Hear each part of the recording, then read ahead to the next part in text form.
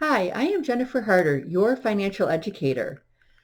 You can call this what you want, a budget, a spending plan, income allocation, whatever.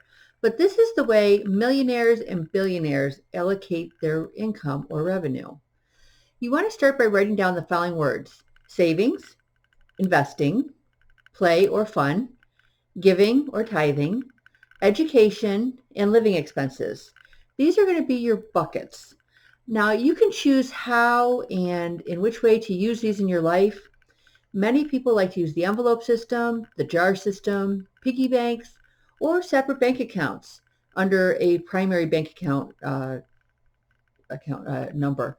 You can remove the cash from the bank, or you can use separate bank accounts.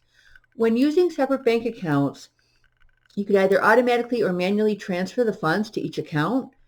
And regardless of how you do it, it is highly recommended that you physically separate the funds and have the name of the funds on each account or envelope or jar. Do not just on paper or an Excel spreadsheet, as it will not work as well. You want it to work well for you. There are definitely a psychological benefit to having a visual so you can really see how much you have, what you've accomplished, and what you have available in each account. And once again, these are the allocations recommended by the wealthy. So remember, they are recommendations, not laws, and you can feel free to adjust them as you need to fit your life. The first account is investing. This is your future you account, and you want to have 10% of your revenue going here. This is the amount you're going to use in the future to obtain financial freedom. You want to invest these funds as follows: 10 to 20% in high risk, 50 to 60% in medium risk, and 20 to 30% in low risk.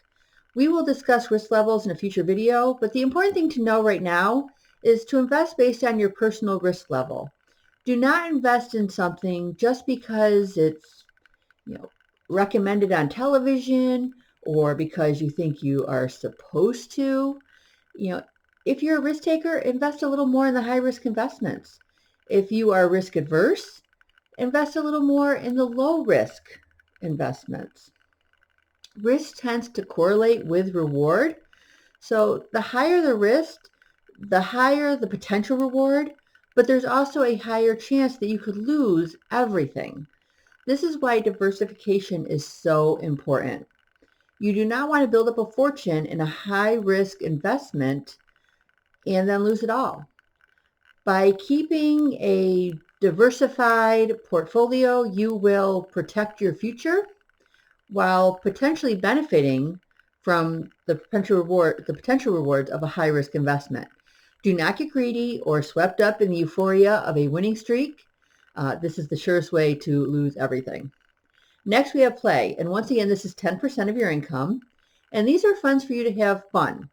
Use it to pamper yourself, go on a trip, buy an ice cream, go out for dinner, enjoy your daily Starbucks treat, whatever you find fun.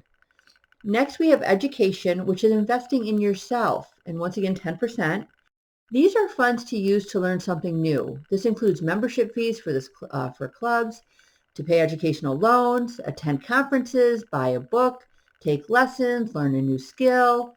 If you are not growing, you are dying. So, make sure you continue to learn and grow for your entire life. The next one is savings or short-term future. This also is known as emergency savings, which is another 10% or up to 12 months living expense. These are the rainy day funds you're going to need to turn to when the unexpected happens. If you lose your job, have a major repair or a breakdown, or want to buy a house, you will be glad that you have your savings.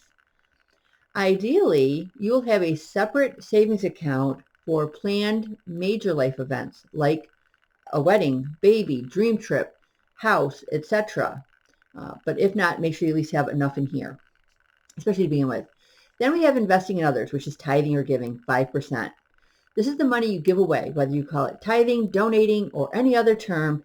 The idea is that you are so grateful for the abundance in your life that you want to share your wealth with others. You will find in the future this percentage will definitely increase as you find yourself becoming more and more financially free. Last, we have living expenses, and this is about 55% of your total revenue. These are your basic expenses: shelter, food, utilities, car, cell phone, insurance, etc. If your current basic living expenses exceed 55%, try to find ways to reduce them. Move to a smaller house, cut the cable, negotiate a lower internet bill, find a different cell phone plan, buy a refurbished phone instead of financing a new one through your cell phone provider. Sell the new car and buy a smaller car, etc., etc. The list goes on and on. And I am not saying to give up things that bring you great pleasure. Those things you can definitely purchase with your play or fun money. Just be mindful of the things you are paying for that you may not really need, or you may be paying more than you really have to. Once you go through this exercise, you may find that your actual expenses do not seem to allow you to follow the recommended percentages. If so, please review my video titled, "What if I cannot split up my money into the recommended percentages?" Very clever, huh? And as always, remember, it's the small, steady habits that eventually lead to you becoming a true money master. And of course, as always, please let me know how I can best support you on your path to financial empowerment. And I would also encourage you, if you have not done so already, to join the How to Be a Money Master free Facebook community at https://www.facebook.com/group/how-to-be-a-money-master, and let us share in your journey to financial success. Thank you for joining me, and have a wonderful day.